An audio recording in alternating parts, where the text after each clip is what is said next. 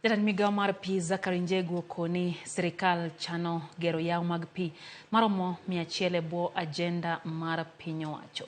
Kolose romo mano kelo kanyakla joket mwandu kod riwruok mar gavana. Jalno lero ni maromo yewni 56 kuom 100 oseyudo sir kendo gedo mag gichakore machiegni.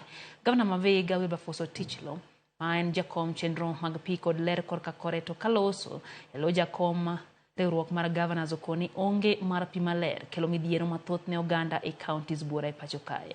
Giluwo ni tuoche makoch biro kaluwore kod pige mochido ma oganda thoro tiyogo.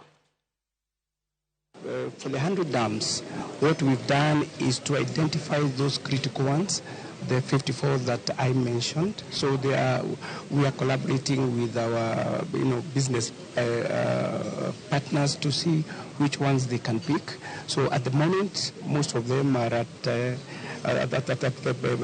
project development stage. COG is very committed to provision of clean water and sanitation, because water and sanitation is a devolved function. But based on what we have heard, we require a lot of resources. And therefore, we have to work very closely with the national government. And in this initiative, we have decided that we work together.